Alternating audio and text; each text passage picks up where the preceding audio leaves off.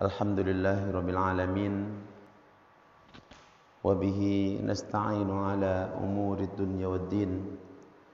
Asyhadu an la ilaha illallah wahdahu la syarika lah wa asyhadu anna Muhammadan abduhu wa rasuluh sallallahu alaihi wa ala alihi wa ashabihi wa man tabi'a hudahu bi ihsanin ila yaumiddin. Amma ba'du. Fa ikhwatal iman usikum wa nafsi bi taqwallahi azza wa jalla faqad faza al-muttaqun. Thumma qala al-muallif al-hadits ar-rabi' wal-'ishrun wa huwa al-akhir min bab birril walidain wa silatir rahim. Hadis yang ke-24, hadis yang terakhir di dalam bab birrul walidain dan menyambung silaturahim.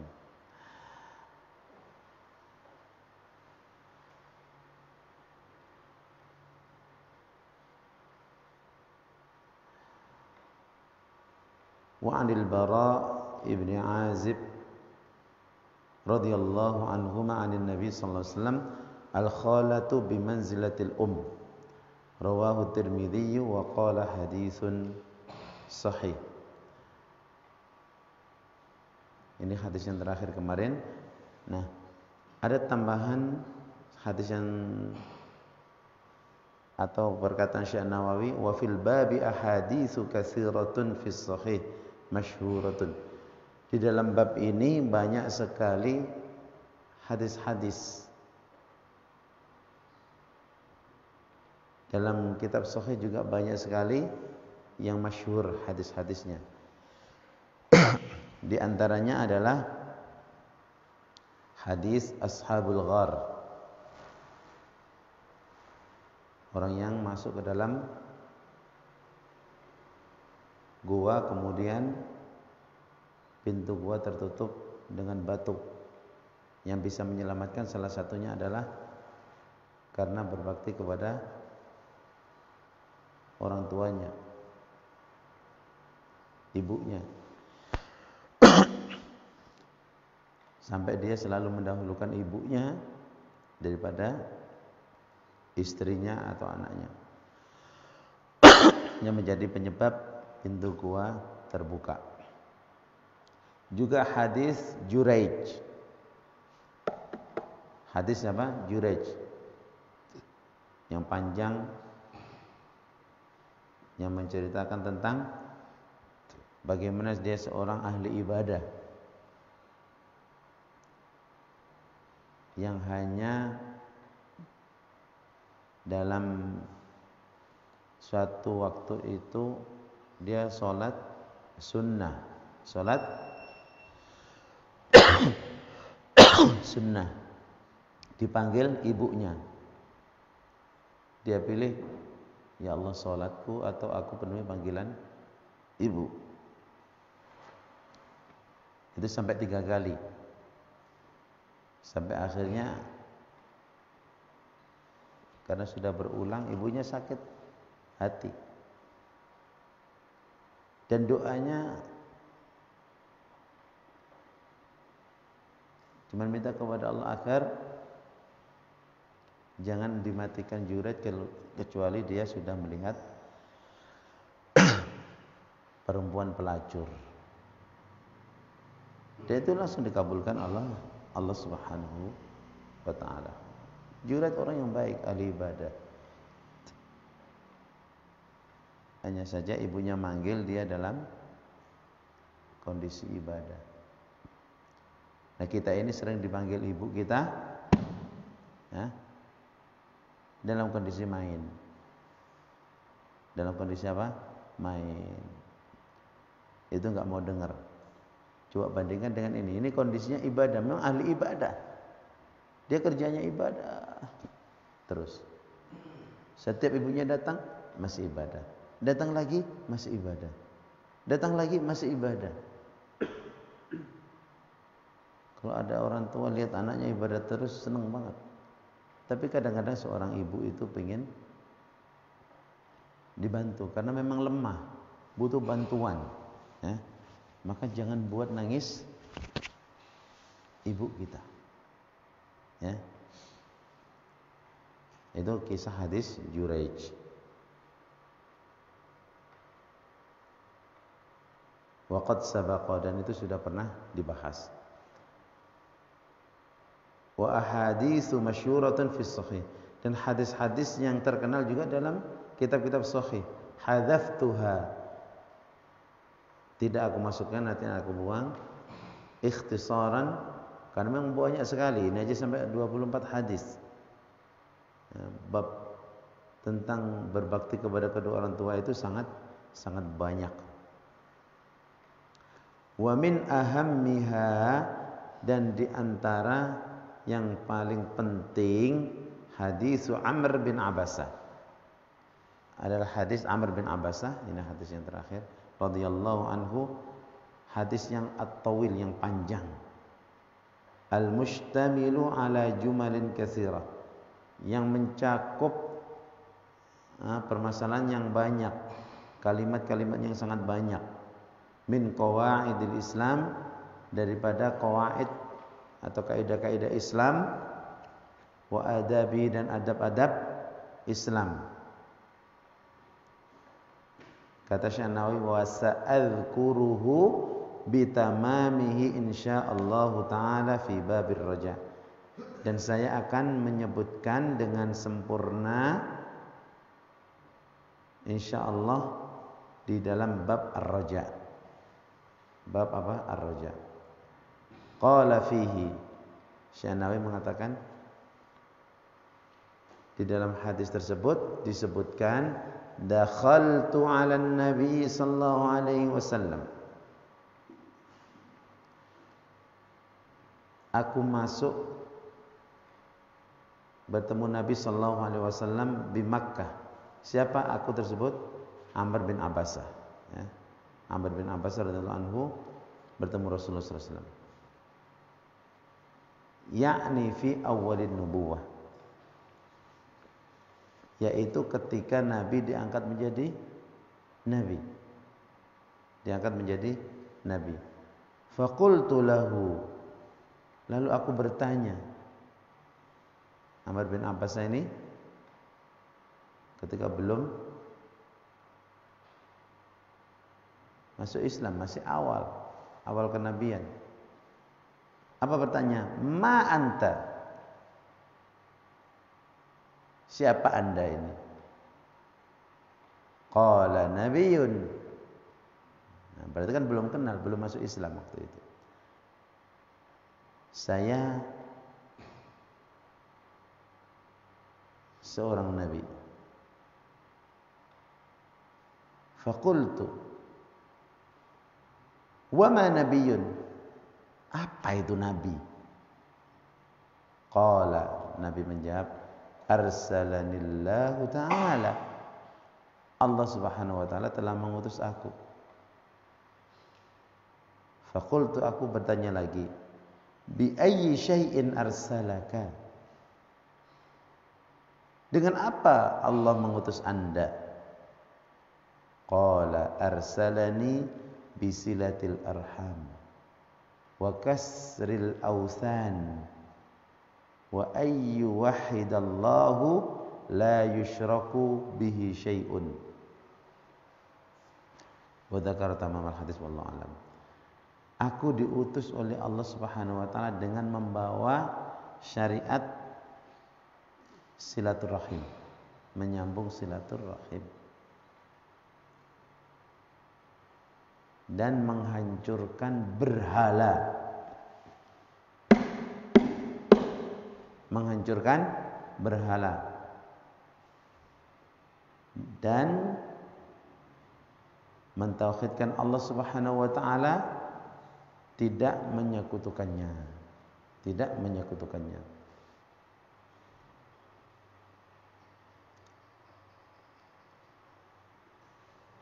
Nah, ini yang dijawab oleh Nabi sallallahu alaihi wasallam.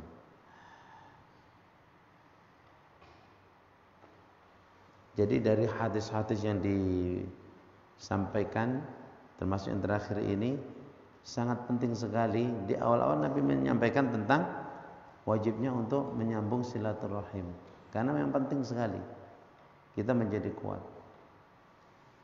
Menghancurkan berhala, karena pada waktu itu awal memang keliling Ka'bah itu semuanya berhala. Itu yang menyebabkan kesyirikan.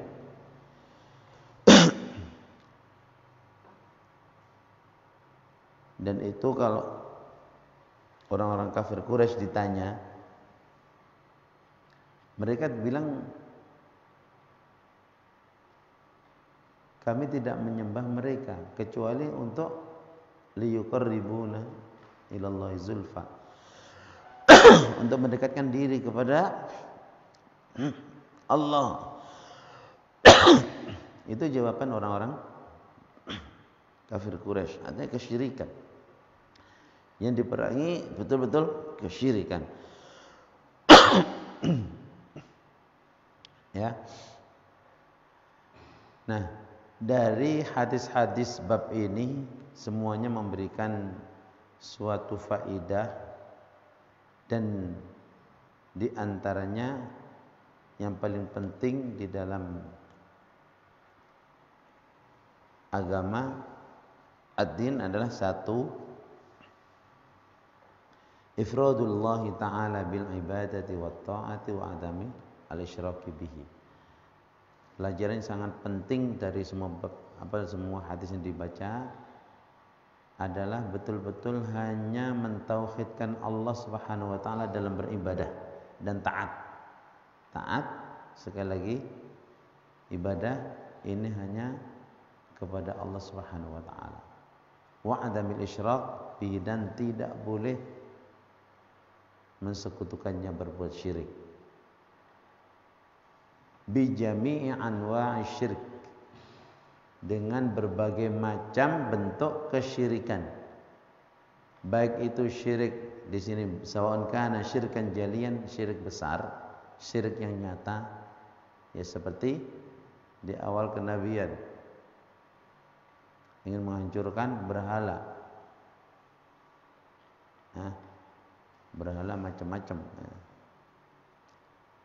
Au syirkan khafiyan, atau syirik yang tersembunyi, syirik kecil seperti riya, seperti sum'ah, ingin dilihat, ingin didengar. Itu kesyirikan kecil. Itu semuanya merupakan inti pokok ajaran Islam. Yang kedua, birrul walidain wasilatul arham. Syariat tentang berbakti kepada kedua orang tua dan juga menyambung silaturahim. Menyambung silaturahim. Yang kedua, berbakti kepada kedua orang tua, menyambung silaturahim. Kenapa ini diperhatikan dalam Islam? Kalau yang pertama tadi, supaya amal kita ini diterima oleh Allah kalau tidak berbuat syirik. Nah, yang kedua ini, kenapa ini sangat diperhatikan? Masalah berbakti kepada kedua orang tua dan juga menyambung silaturahim. Kenapa ini sangat penting? Karena masalah ini adalah masalah untuk membangun keluarga, membangun kehidupan masyarakat. Kenapa kedua orang tua? Karena orang tua ini mempunyai keutamaan yang luar biasa terhadap anak-anak. Kita sebagai anak, kalau orang tua kita tidak mendidik dengan benar, apa jadinya kita? Coba orang tua rela pisah dengan anaknya. Tidak ada orang tua yang tega membiarkan anaknya pisah begitu saja, kalau tidak ada tujuan yang sangat mulia. Itu orang tua sampai seperti itu. Coba kalau dibiarin, udah main HP terus, keluyuran ke sana kemari, narkoba dan seterusnya, nggak pernah ke masjid, nggak ditegur, nggak akan jadi seperti ini. nggak akan mau mendengarkan nasihat-nasihat, nggak akan mau mendengarkan ceramah. Ini pentingnya kedua orang tua. Maka orang tua yang betul-betul memperhatikan anak-anaknya, ya seperti yang dilakukan kepada anak-anakku semuanya, ini bentuk apa? Bakti orang tua kepada anak. Nah, tinggal kita ini sebagai seorang anak, apa bakti kita kepada orang tua? Nah, kalau ini bisa sama-sama memahami, maka keluarga itu akan menjadi keluarga yang bahagia. Keluarga yang banyak memberikan manfaat. Kelihatannya manfaat kepada anak-anaknya saja, tapi akan memberikan manfaat kepada masyarakat. Di masyarakat dia menjadi seseorang yang memiliki pengaruh yang baik, bukan menjadi sampah masyarakat, bukan menjadi duri di masyarakat. Tidak. Kenapa? Karena orang tua begitu luar biasa. Bekerja siang malam, ibu berdoa siang malam. Ya Nabil ya. Itu orang tua yang luar biasa. Maka kita juga harus balas. Jangan kita buat sedih orang tua kita. Jadi paham ya? Begitu juga menyambung silaturahim. Maka anak-anakku semuanya, menyambung silaturahim ini juga sangat penting. Kenapa? Karena juga menjadi sumber kebaikan masyarakat. Ada kerabat. Menunjukkan apa? Oh, anak-anak ini dididik dengan pendidikan Islam, karena Islam itu sangat memperhatikan menyambung silaturahim. Bukan hanya karena nanti dipanjangkan umurnya atau dilapangkan rezekinya. Lebih dari itu. Kemudian yang ketiga, dari apa yang kita bahas kemarin, as-salatu waz-zakah. Perkara penting dalam agama adalah salat dan zakat. Salat ini hak Allah, kewajiban manusia. Ini yang akan memperbaiki hati, yang akan mencegah kita dari perbuatan keji. Ya, kalau salatnya benar, kita akan terjaga dari perbuatan keji, terjaga dari perbuatan mungkar. Salat. Dan sekali lagi ini hak Allah. Kita sudah diciptakan, sudah diberi rezeki. Nah, Allah memberikan kewajibannya itu. Dan tidak membiarkan kita dalam kondisi tersesat. Akan tapi Allah mengutus seorang Rasul yang membawa syariat. Jadi sempurnalah manusia. Maka kewajiban kita apa? Kewajiban kita taat. Dan yang paling penting adalah sholat. Di antaranya setelah kalimat syahadat adalah sholat. Maka jaga sholat. Hafidhu ala sholat wassalatul wusta. Jaga sholat kita. Jaga sholat kita.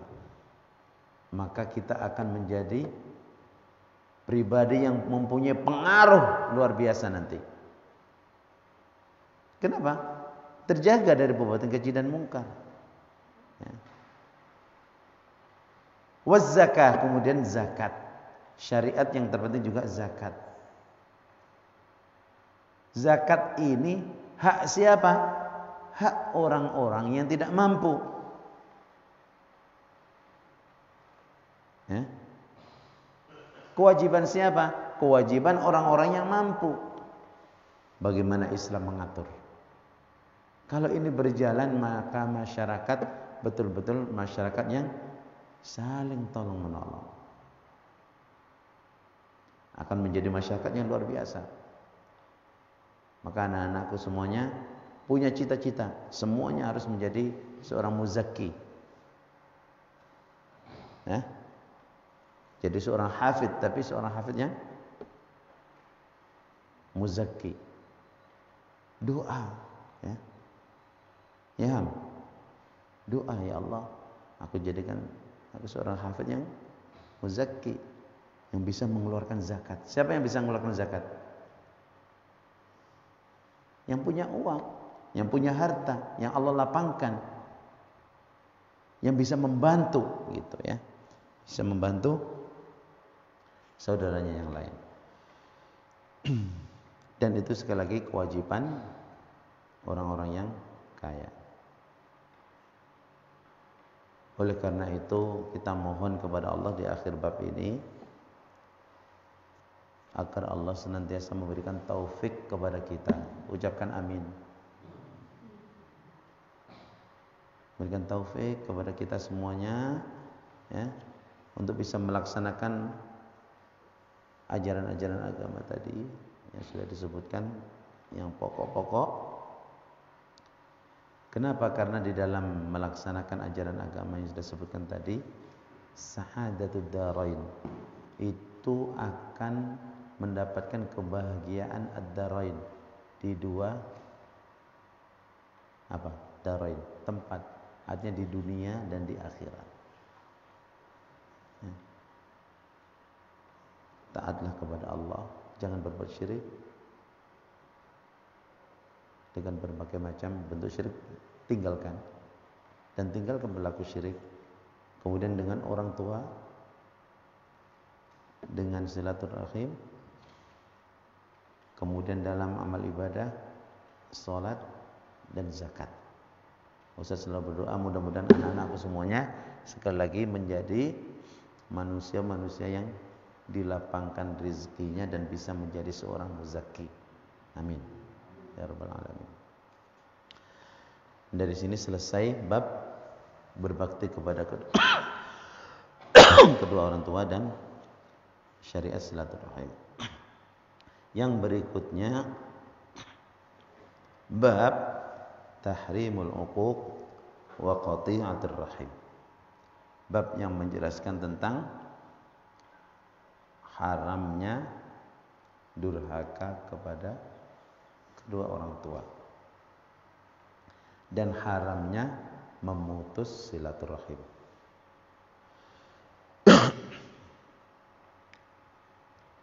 Ini disebutkan lagi bab. Kalau kemarin perintah, sekarang larangan. Ini menunjukkan apa? Betapa pentingnya bab ini. Ya. Ayat banyak sekali. Di antaranya surat Muhammad ayat 22, 23. Allah berfirman, A'udzu billahi minasyaitonir rajim. Fahal 'asaitum in tawallaitum an tufsidu fil ardi wa tuqatti'u arhamakum. Ulaika alladzina la'anahumullahu fa asammahum wa a'ma absarahum. Maka apakah sekiranya kalian berkuasa ketika diberikan wilayah, ketika kalian berkuasa, kalau akan berbuat kerusakan di muka bumi ini dan memutus silaturahim, memutus hubungan kerabat,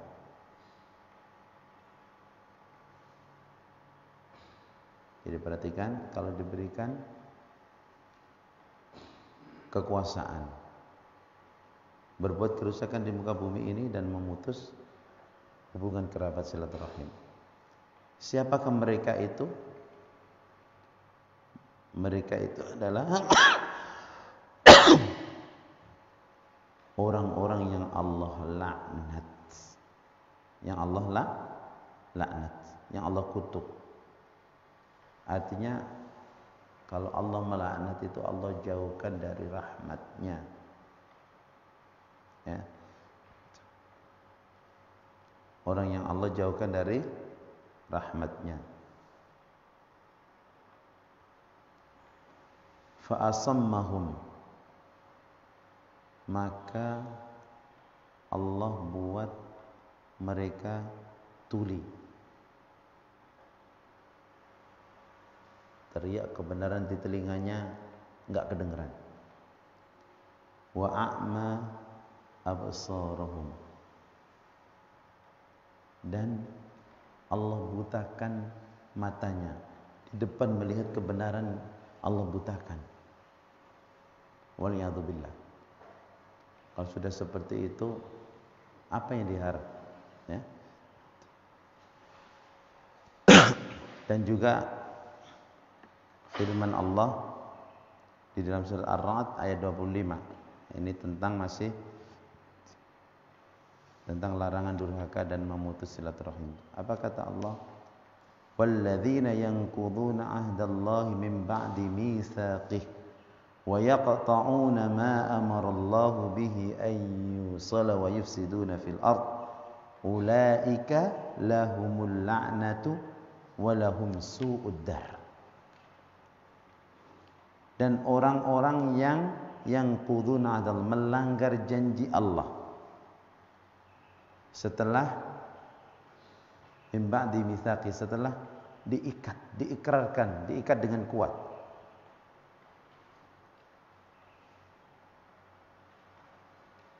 Wa yaqta'una ma amarallahu bihi, dan memutuskan apa yang diperintahkan oleh Allah. Wa yufsiduna fil ard, dan berbuat kerusakan di muka bumi ini. Siapa mereka itu? Ulaika lahumul la'natu, mereka itulah yang akan mendapatkan laknat dari Allah. Walahum su'ud dar, dan bagi mereka tempat yang buruk. Su'ud dar. Tempat yang paling buruk apa? Neraka jahannam. Waliyadzubillah. Satu ayat lagi Ustaz bacakan. Ini berkaitan dengan orang tua. Dalam surah Al-Isra ayat 23-24. Wa qadha rabbuka alla ta'budu illa iyyah wa bil walidaini ihsana imma yablughanna 'indakal kibara ahaduhuma aw kilahuma fala taqul lahumā uff wa la tanharhuma wa qul lahumā qawlan karīmā wakhfid lahumā janāha adh-dhulli minar rahmah wa qur rabbirhamhumā kama rabbayani shaghira. Dan Tuhanmu telah mewajibkan, memerintahkan kepada kamu apa? Agar kamu tidak beribadah kecuali hanya kepada Allah. Tauhid. Wa bil walidaini ihsan, dan kepada kedua orang tua berbuat baiklah. Ini setelah perintah beribadah kepada Allah, berbuat baik kepada keduanya. Imma yablughanna 'indakal kibar, jika salah seorang di antara keduanya atau kedua-duanya sudah berumur lanjut, ya. Kan semakin lemah kalau orang tua semakin tua.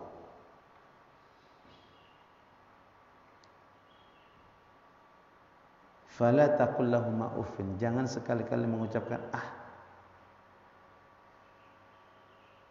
Jangankan mengucapkan ah.